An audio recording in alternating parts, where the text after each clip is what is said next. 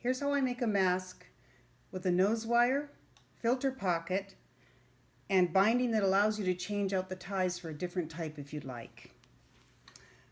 All measurements are in my comments. So I start with a 16 by 8 piece of fabric, and on each of the short ends I fold it over twice and press. That way you don't have to zigzag or serge. That leaves me with this. I stitch on what's going to be the front of the mask. I just do a straight stitch. On what's going to be the back of the mask, I do a zigzag and a contrasting color so the nurses will easily be able to tell front from back. Then I put in my nose wire. I'll show you at the end of the video how I make the nose wire. I put it into the front of the mask. Now here's how I do the pleating. The top of the mask is towards me and the bottom is on top. Do 3 folds. Each one should be just slightly larger than the one before. Press.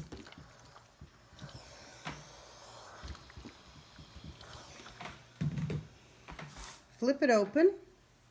Now the top is away from me and the front of the mask is on top. And you see these pleats you have? They're already there now. With a lighter fabric like this, I'll often just put a clip at the top so it keeps the top of the fabric from sliding around while I do this. But you just pull in these pleats, press, and there it is, perfectly pleated, ready for the next step. Now for the binding, I take a piece about 2.5 by 5.5. You press down the 2 long sides and then you press over one of the short sides. Obviously I'm not using matching fabrics. I did this so you can see the contrasting colors more easily. I wouldn't normally use these 2 fabrics together. You put the mask into the binding, fold over on top of the mask. You see how it goes over the top?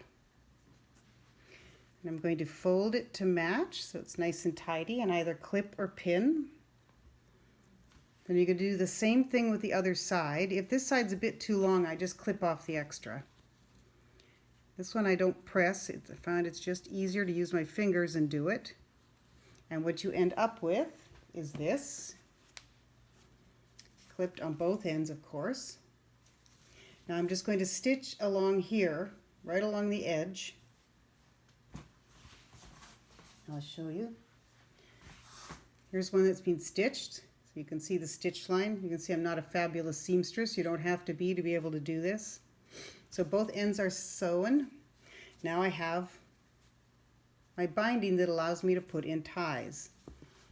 Now I use this tool that I just happen to have to put the tie through, but if you don't have one, you can either put a pin on the end and use that to feed it through, or my friend did something brilliant. She took a hanger and cut the hanger and then just folded the top over and essentially created what I have here. This is another thing the same friend showed me. I don't know if you've ever tried to thread through things. It gets hooked on the fabric inside. You can never get it through to the other side. Take a straw. Push the straw into your binding. Then when you thread through, what you're threading with goes right into the straw and you're through the first time. Now you pull your t-shirt tie through. I'll show you how to make those at the end also. Pull it through and you're done. Now if you prefer elastic, I just thread elastic through here and tie a knot in it at the end, and then you could adjust it to the size you want by changing the size of the knot. Now in order to make the t-shirt ties, I just dropped my piece. Here's a picture of how I cut a t-shirt since I haven't done one in a while. You cut 1-inch strips starting from the bottom of above the hem. You cut all the way through though, not like this. This is just a picture for demo. What that leaves you with is loops that you cut open into a single piece, and they're like this. It doesn't matter how jaggedy they are. You just pull on it and voila, you have the t-shirt tie. Now it has to be 100% cotton for that to work. Now, one last thing is how to make my nose piece. Take a little piece of tin foil. Now you can either use, I use 3 plastic twist ties. I'll show you the other method in a second. The reason you've used twist ties, they must be wrapped in tin foil, is because iron heat will melt the plastic part, but it doesn't matter because it's encased in the tin foil. Then I just start rolling it over. I like to make it kind of a flat package because then it has more stability inside the mask. It doesn't slide around as much. Fold the ends over, and there you go. There's your nose wire. It's very nice, works great. And the other possibility is, I got this stuff too, which I'm also using. It's aluminum wire, 18 gauge. Suppose if you got a heavier gauge, you'd only have to use 1. I use 2 again just to make it a better nose wire. You could just use 1. You cut about 6-inch pieces. You hook the ends over so that people don't get poked, and you wrap it in tin foil. I wrap 2. You could just wrap 1, exactly like the twist ties.